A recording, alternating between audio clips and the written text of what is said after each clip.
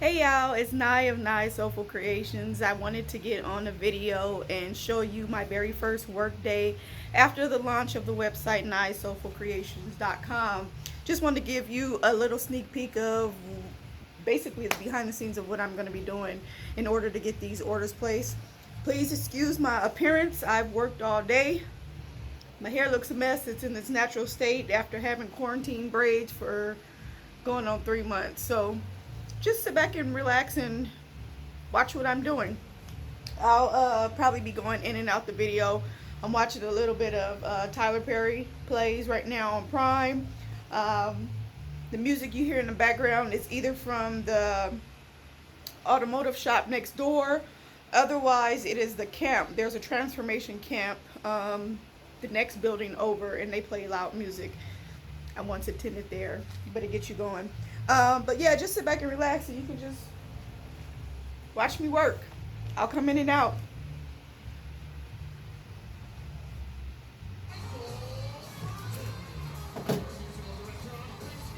Right now, I'm about to lint roll these shirts because I'm getting ready to go through the sublimation process right now. So it's mandatory that you lint roll prior to sublimating the shirt. So I'm going to turn you a little bit this way. My little workspace. If this thing works. Looks like it's not going to work for me.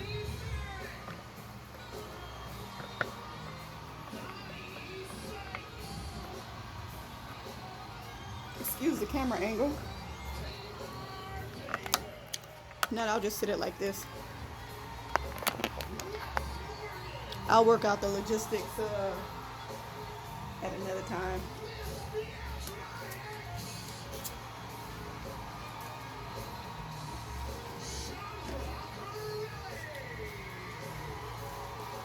This right here is key with sublimation.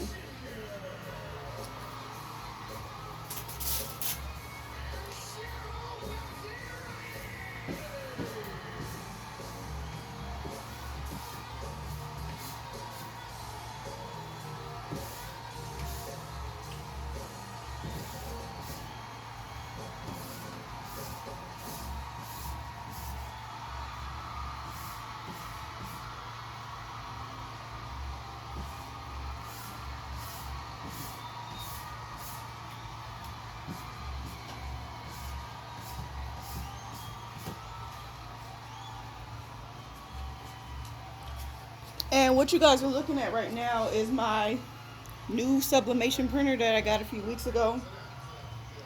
I've used it a couple of times since quarantine was basically over.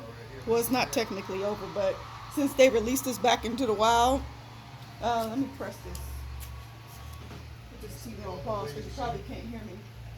But the printer is an Epson SC570.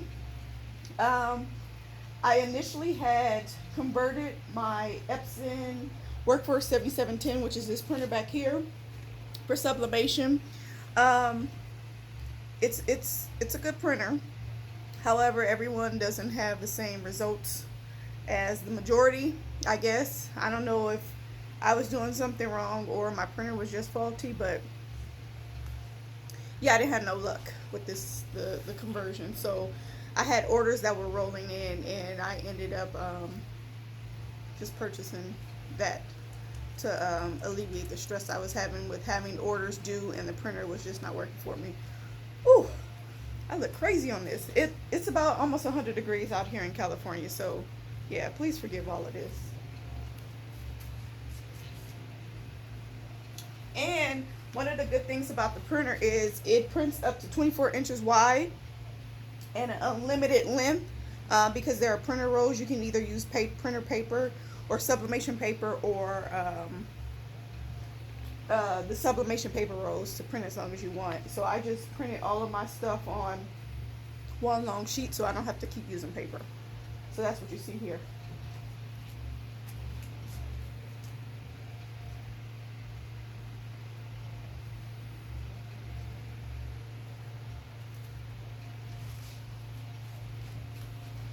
Off to work.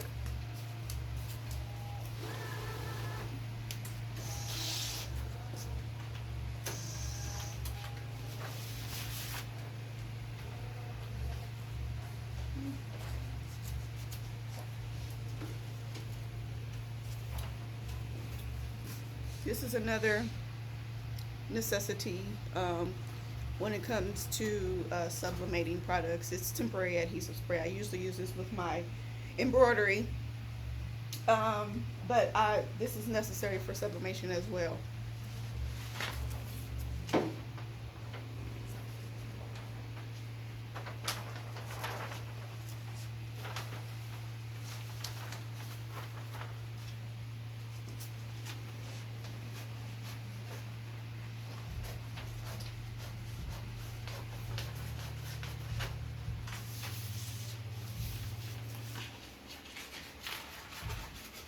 And I'm not wasting this paper.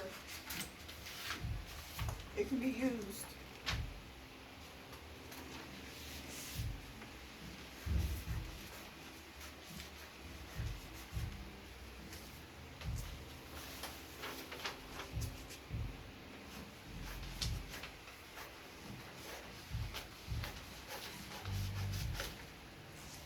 What I'm doing right now is just basically cutting out the prints for each one of the substrates I'm going to be doing. I have 5 shirts and a mug and a couple of masks to do.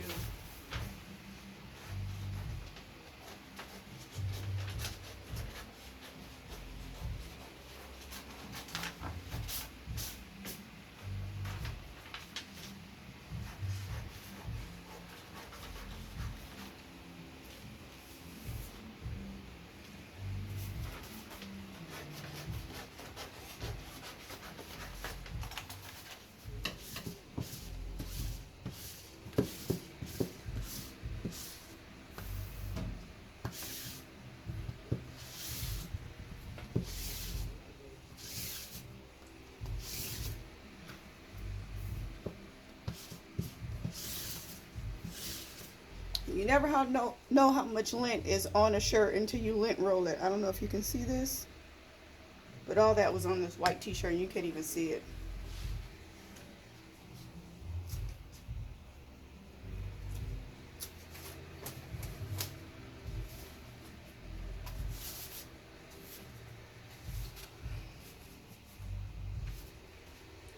Let me see if I can turn it around and show you what I'm getting ready to do.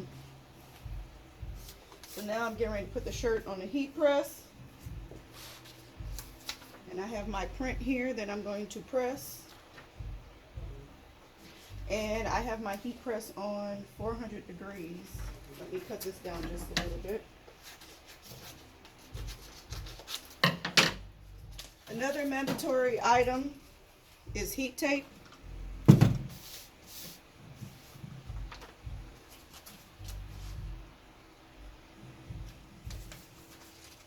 Pretty much eyeing the shirt. I know where the center of the shirt is. This one I'm not going to spray, but I am, however, going to put some tape on it. Something on my finger. Hold on a second.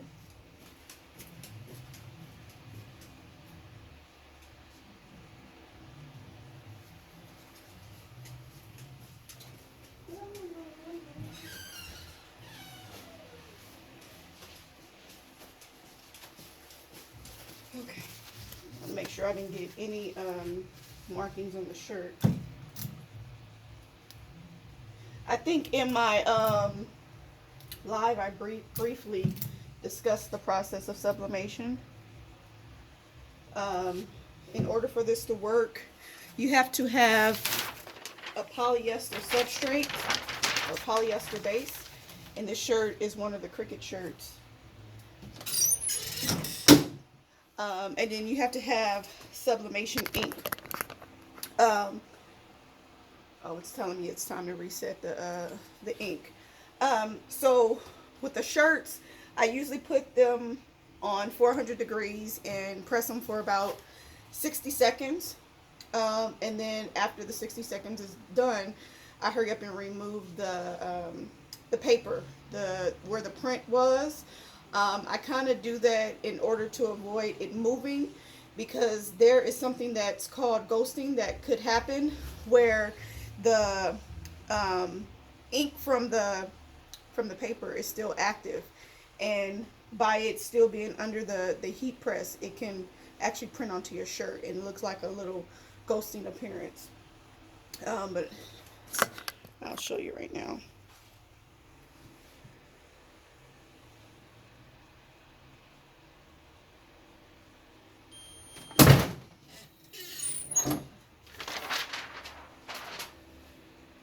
You shouldn't do this with your bare hand. You should do it with heat gloves, which I do have. But this is my end product for this shirt. Ooh, it's hot. Jesus. It's the ending shirt. So I'm just going to sit it to the side.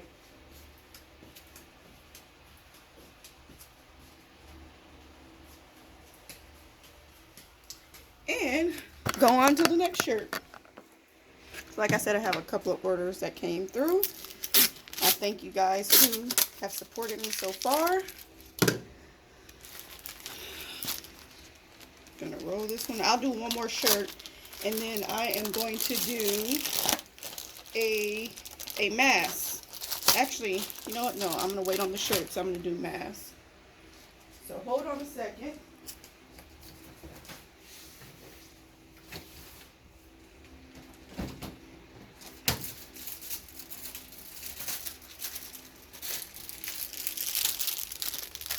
So I have some masks that I sublimate. These are cotton. However, the front portion, it's a 2-layer mask, and the front portion is polyester in order for me to be able to print on it. But it is cotton, so it is safe to place on your face. Let's see, let me take this tag off. Both tags. And I am going to go through the same process with lint rolling. If you heat press something that you're sublimating, and there is lint on it, it will cause spotting. You'll have like these little blue dots that are permanent. You can't remove them with any ink remover, bleach, or anything. You're stuck. And I'm completely using this incorrectly. Also, the paper that I had under my shirt and on top of it is butcher paper. And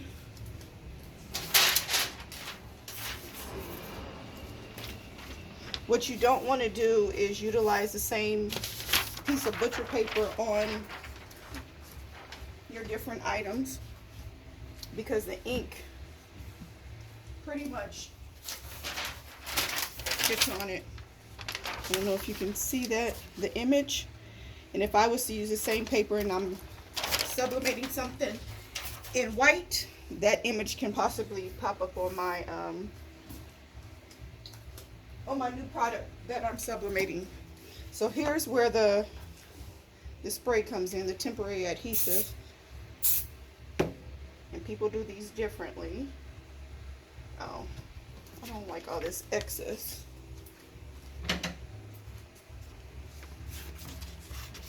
And I may have cut this too short, which happens often. Hopefully not.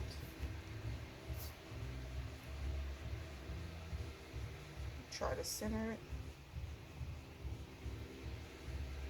I think I may be just right. Cut it some more. And I do have a template to get this a little more exact. But this particular file I already had, and I didn't want to recreate. I made this when I first started.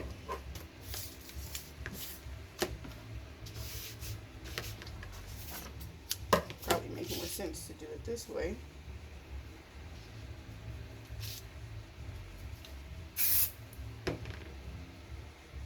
Like jamming over there at the gym. Tack that down. I'm just going to cut off this unnecessary stuff right here. I hate doing this part because I always end up cutting it too short. What I'm trying to avoid is sublimating the elastic, which is not a big deal, but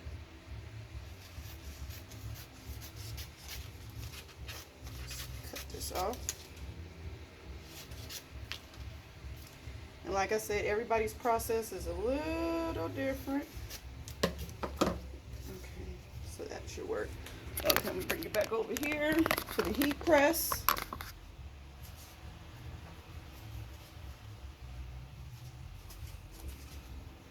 And sublimation paper goes face down.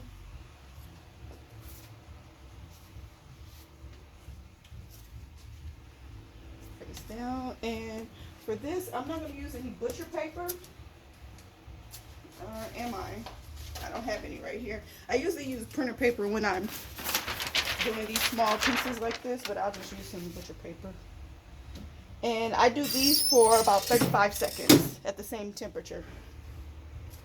And the butcher paper, the butcher paper I actually get from, where is that, Smart and Final. Is this big old roll. I have no idea how many feet this is. It may be 1,000 feet, but I've used this quite a bit.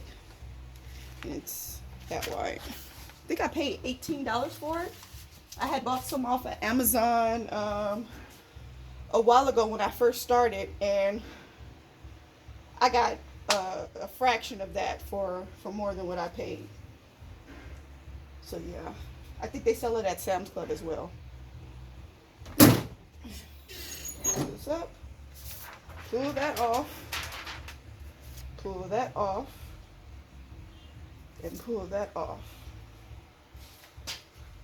And what I'm noticing is that this black is not as vibrant and it's a little crooked. So I am going to need to redo this. Probably should have let it sit a little bit longer. But yeah, I'll fix that up. And then I'll show you what the finishing look would be. These are available on NiceSoulfulCreations.com. As well as, let me get it.